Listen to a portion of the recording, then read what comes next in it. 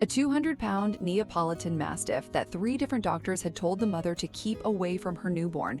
The same dog who refused to eat for 9 straight days while the baby cried in her crib. The same dog the entire family begged her to surrender. And what he sensed in that nursery on a cold Thursday morning, what he tried to tell 3 doctors who all dismissed him, is the only reason a 6-month-old girl named Hazel is alive today. Cora Bennett was 34 years old, a single mother and a registered nurse at St. Mary's Medical Center in Bend, Oregon. She had spent 12 years in pediatric emergency rooms watching parents who didn't listen to their own gut.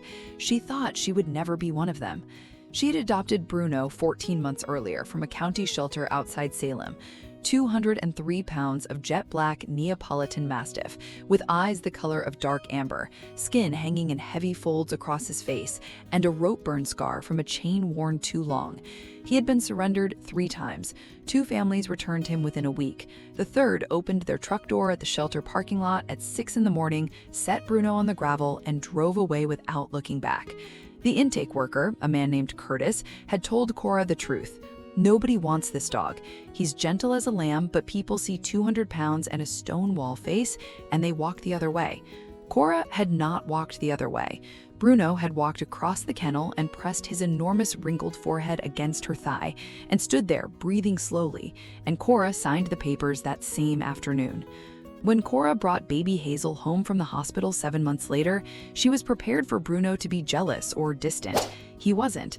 The first time she set the car seat on the living room floor, Bruno walked over slowly, lowered his enormous head, and pressed his nose against the very top of Hazel's pink knit cap.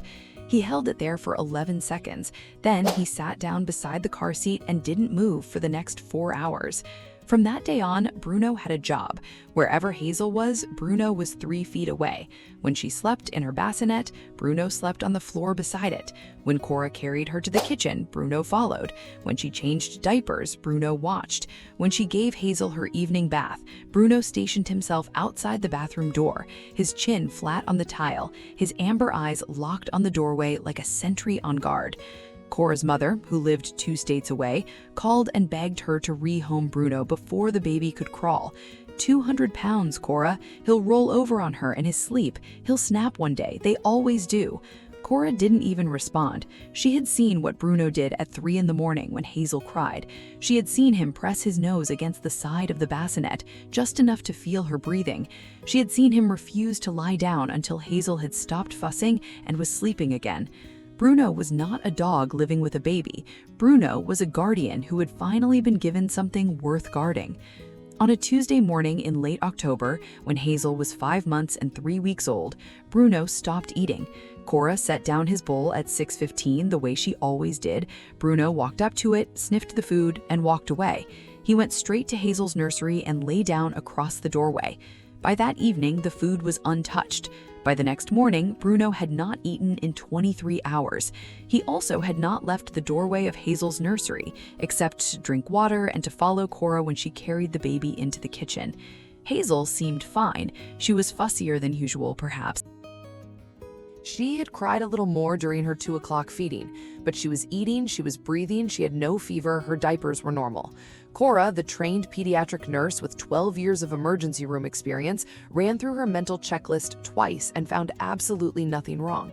On day 3 of Bruno's hunger strike, he did something he had never done before. He walked up to Hazel's bassinet, lowered his enormous head until his chin rested on the wooden rail, and let out a sound Cora had never heard from him. It wasn't a whine. It wasn't a growl. It was a low, rumbling moan that lasted 4 full seconds. Cora picked up Hazel, took her temperature, looked at her tongue, pressed gently on her belly, listened to her breathing through her shirt. Everything was normal, but Bruno's eyes were locked on the baby's stomach and he would not look away. That afternoon, Cora drove Hazel to her pediatrician's office. Dr. Matthews examined the baby for 11 minutes. He pressed her belly, he listened to her chest, he looked in her ears. He smiled at Cora and said the 4 words every parent has heard 1,000 times. "She looks completely fine." Cora drove home.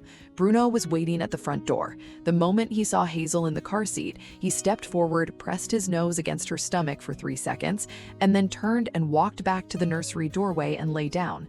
He had still not eaten. The next morning, day 4, Cora took Hazel to a different pediatrician at an urgent care clinic across town. Dr. Reese examined the baby for 9 minutes. She pressed her belly, she listened to her chest, she checked her oxygen saturation with a tiny pulse oximeter. She told Cora the same thing: "There's nothing wrong with this baby. Go home and try to relax. You're sleep deprived." Cora went home. Bruno was waiting at the front door.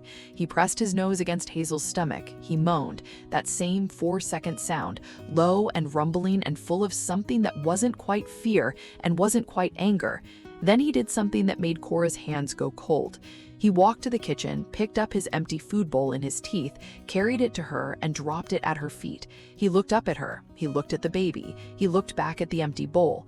Then he walked back to the nursery doorway and lay down without making another sound. If you're still watching this and haven't subscribed yet, that genuinely stings a little. Stories like Bruno's are the only reason this channel exists. Hit subscribe right now, because what happens at 4 o'clock the next morning is the reason a baby in Bend, Oregon is still alive today. On day 5, Cora drove Hazel to the emergency room at St. Mary's, the same hospital where Cora herself worked as a registered nurse. The on-call pediatric specialist, Dr. Holcomb, examined Hazel for 14 minutes. He ran a quick blood panel. He looked at her abdomen. He pressed gently on her stomach. He smiled and said, "Your daughter is healthy, maybe a touch of colic. The blood work is unremarkable. Take her home." Cora stood in that hallway holding her sleeping baby and feeling her stomach drop because she had just been dismissed for the 3rd time by a doctor she would have trusted with her own life. She drove home in silence. Bruno was waiting. He didn't get up this time. He just looked at her from the nursery doorway with eyes that had not closed properly in 5 days. And Cora understood something then that she would later say was the most important moment of her life as a mother.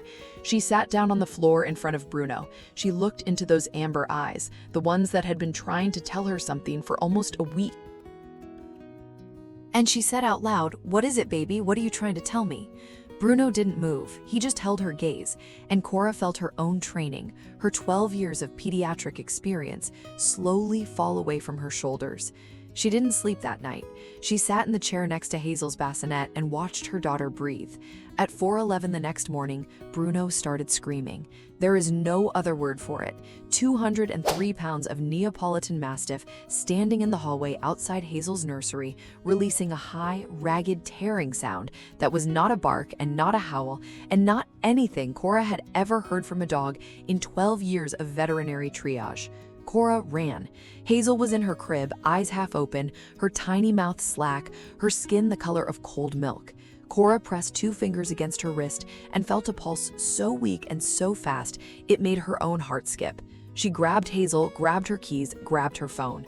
Bruno was already at the front door. He tried to climb into the back seat of the car. Cora screamed at him to stay, slammed the door, and drove 93 miles per hour to the emergency room where she worked. She did not stop at the front desk. She did not check in. She walked straight back through the staff doors, holding her unconscious daughter, and within 41 seconds, Hazel was on a pediatric resuscitation table, surrounded by 6 people Cora had worked alongside for years. The diagnosis came 47 minutes later: intussusception, a rare and dangerous condition where part of the intestine telescopes into another part, cutting off blood flow to the tissue. It had been progressing for at least 6 days. The pediatric surgeon, Dr. Linwood, told Cora afterward that another 4 hours would have been fatal. He looked at her with something close to disbelief in his eyes and asked, "How did you know to bring her in tonight?" Cora looked at him for a long moment.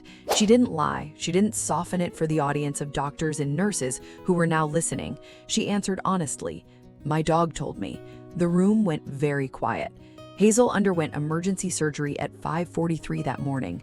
The procedure took 2 hours and 11 minutes. She came home 4 days later, smaller and quieter, but breathing on her own, her color slowly returning to the pink it should have been all along. The first thing Bruno did when Cora carried her through the front door was walk over slowly, press his enormous wrinkled nose against Hazel's stomach for 9 full seconds, and then walk to his food bowl and finally eat for the first time in 11 days. He ate the entire bowl in under a minute, then lay down beside Hazel's bassinet and slept for the next 16 hours straight. 3 doctors had missed what a 200-pound rejected dog had known for almost a week. Three doctors with degrees from three different medical schools. Three doctors who had told a trained pediatric nurse that she was overreacting. And one black Mastiff with rope-burn scars and amber eyes had stationed himself in a doorway and refused to give up trying to tell her. Today, Hazel is 2 years old. She runs around the backyard chasing butterflies and laughing the way only healthy babies can laugh. Bruno is 6. His muzzle is going gray. He still sleeps on the floor beside her bed every single night. And every time Hazel reaches up and grabs one of those heavy, wrinkled folds on his face, Bruno closes his eyes and lets her. Some dogs don't need to be trained to know what matters. They don't need to be told. They just need someone willing to finally listen. Would you have trusted a dog over 3 doctors, or would you have walked away like the families before? Tell me in the comments below.